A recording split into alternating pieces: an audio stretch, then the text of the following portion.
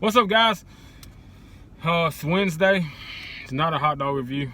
Everybody's talking about Eli Manning and what this means, him being benched in place of the first-round pick from Duke. Is he a Hall of Famer? Yeah, I mean, without question. You gotta look at the resume, top 10 in all the stats, and 2 Super Bowl wins, 2 Super Bowl MVPs. You know, everybody says, well, anybody can win a Super Bowl. Brad Johnson's got one, and Jeff Hostetler's got one, and Trent Dilfer's got one, and these are true. They got one. This guy's got 2 and 2 MVPs, and you know, the stats speak for themselves. Like I said, he's top 10 in most passing categories, a decent passer rating, and he's never had the supporting cast other than defense to play out there. I mean, Troy Aikman's in the Hall of Fame, for Christ's sake, and we act like that's a given.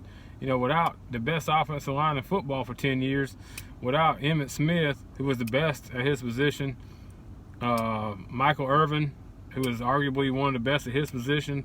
And then you had Charles Haley at defensive end, and Deion Sanders was playing safety back there, corner and safety. So, I mean, it's not like you did it by yourself. Plus, he had Jimmy Johnson, who was a great mind, who won a couple championships there. And so, I mean, I think we try to discredit Eli. He was in the shadow of his father. He was in the shadow of his brother. And he still won 2 championships, threw for a lot of yards and a lot of wins for New York Giants, who otherwise probably would have lost a lot of games. I mean, hell, Phil Simms, Jeff Hostetler won a championship with the Giants, and their roster is way more talented than what Eli had. And not only that, he beat the Patriots twice. I mean, that had to give him something. Most people hate the Patriots. Knocked 2 rings out of Tom Brady's hands.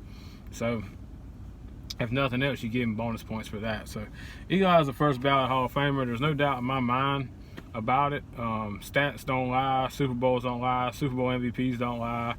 Good character guy. And he took the benching before. Fine. He's taking it, you know, in stride here. It's just the way it is. Maybe he stayed a year longer. Maybe he didn't want to be like Drew Brees. Brett Favre and go out there and sling interceptions around for the Jets. So, my opinion, first ballot Hall of Famer.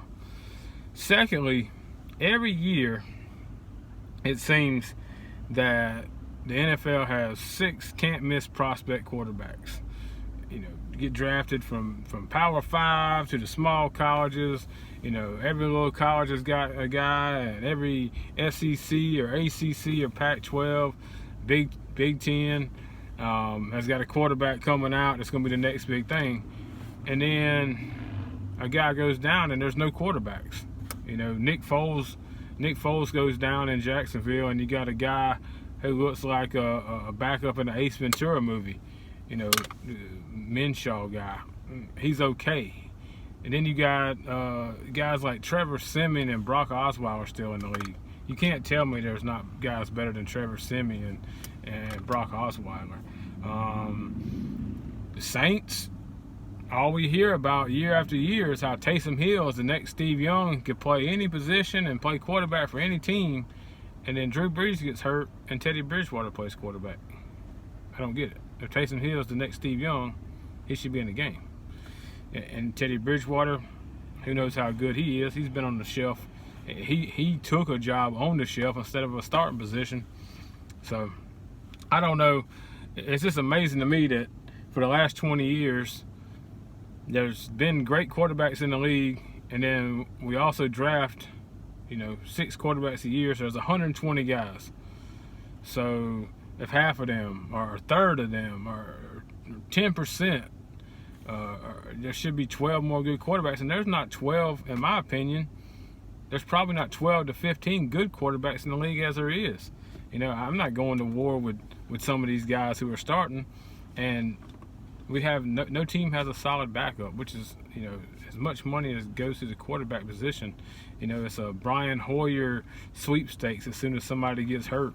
And obviously he's not a starter that can win consistently either. So it's just weird to me. And I'm sure the Colin Kaepernick noise will start coming. Who's going to try him out? He hasn't thrown a football in 3 years. I mean, I don't think you get anybody who hadn't thrown a football in 3 years. Plus, you know, he's not going to play for the love of the game. He's going to want a $16 million contract, which he tried that with the Broncos. They wanted him to take a pay cut. He wouldn't, so now he's out of football.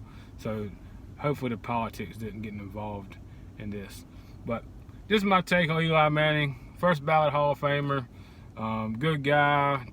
2 Super Bowls, 2 Super Bowl MVPs. Put him in. And where are the quarterbacks at? With all the draft that goes on every year, you would think there would be more than 15 good quarterbacks in the football league. But you can tell every week when somebody goes down, you know, Ben Roethlisberger's down. We don't know how good Mason Rudolph is. And the Jaguars traded for Josh Dobbs. Josh Dobbs couldn't throw a football in college. What makes you think he can play in the NFL?